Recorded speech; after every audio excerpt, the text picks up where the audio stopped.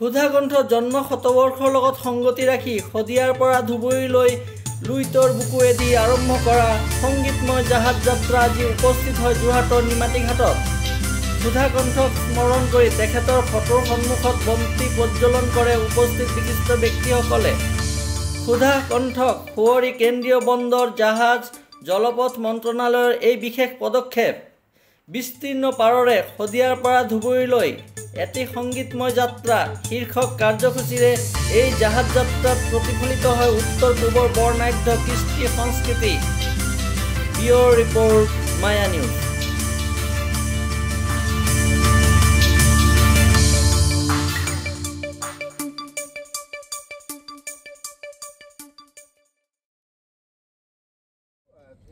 যিহেতু মই কৈছোঁ যে ঐতিহাসিক নিমাতী ঘাটত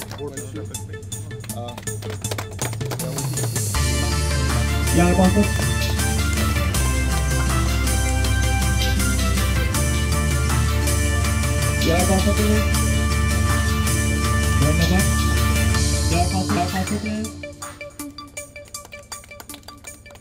ইয়াৰ পাছতে আমি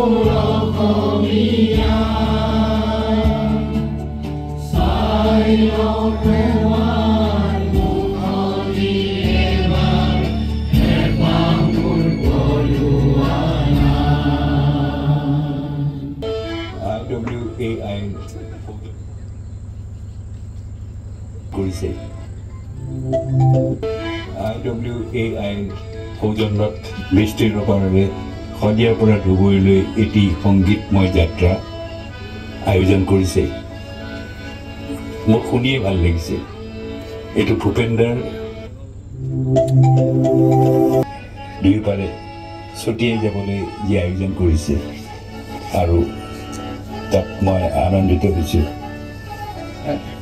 এইটো তেখেতসকলক মই মোৰ আন্তৰিক অভিনন্দন জনাইছোঁ, ধন্যবাদ জনাইছোঁ।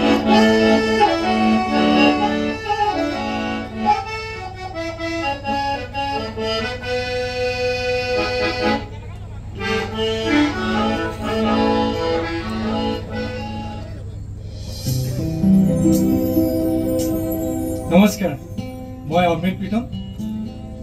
মহাবাহু ব্ৰহ্মপুত্ৰ মহামিলনৰ তীৰ্থ অসম আমাৰ ৰূপহী গুণৰো নাই।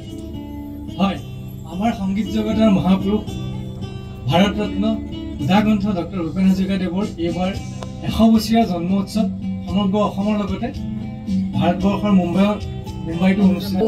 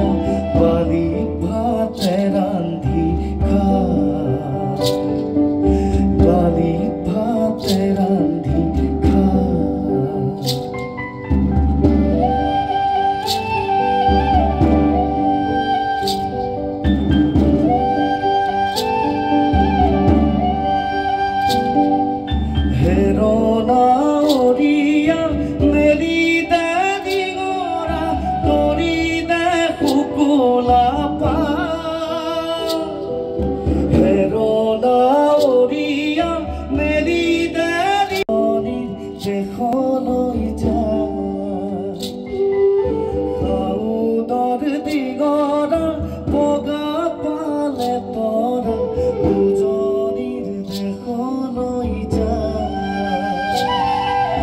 লুইতৰ চাপৰিত কৰে নাৱৰীয়া বালি ভাতে ৰান্ধি বালি ভাতে ৰান্ধি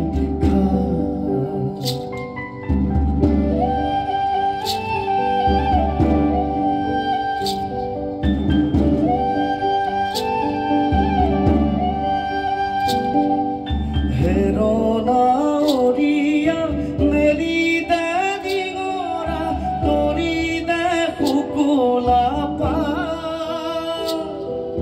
হেৰনা অৰিয়া মেলি দেৰি গৰা তৰি দে শুকুলা পা পশ্চিমৰ দিশৰে পচুৱা আহিছে পশ্চিমৰ দিশৰে পচুৱা আহিছে বতাহ বলিছে ভাল লুইতৰ চাপৰিত কৰে নাৱৰীয়া বালি ভাতে ৰান্ধি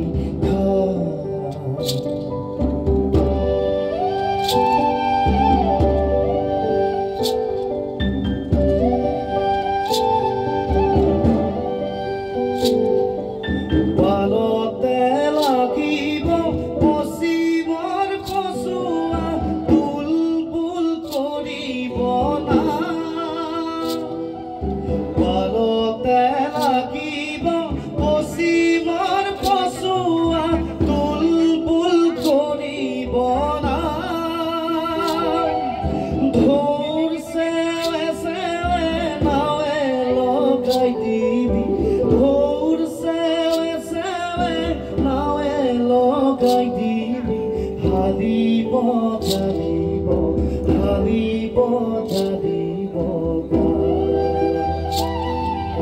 লুইতৰ চাপৰিত কৰে নাৱৰীয়া বালি ভাতে ৰান্ধি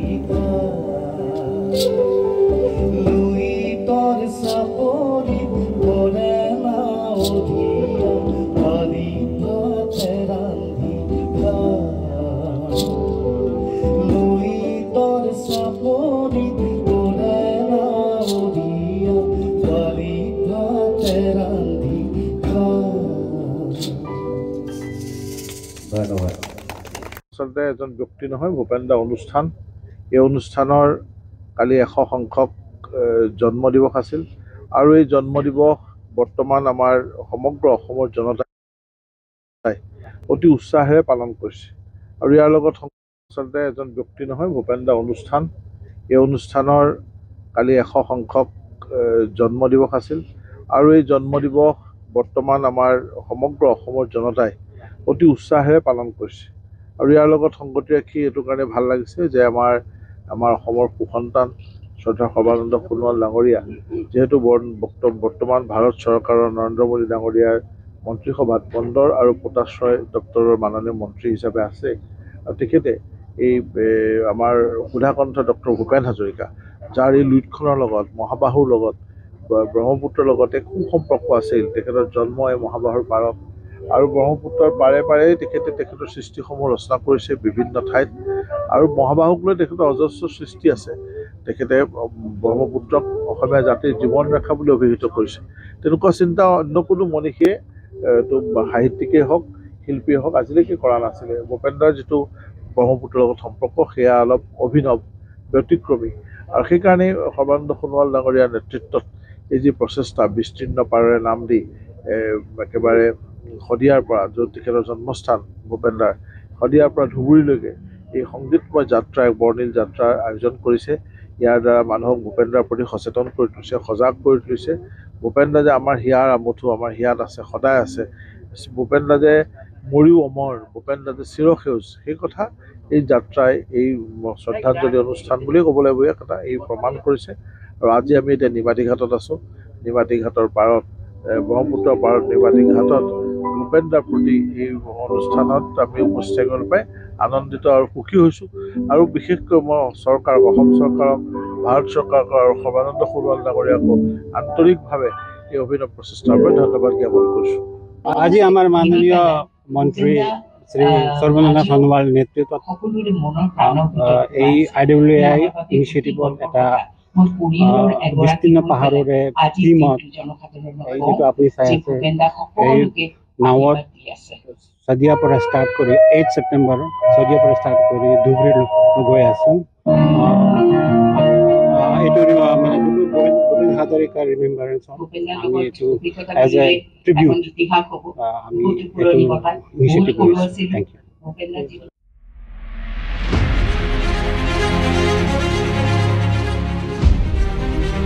Bureau Report, Maya News.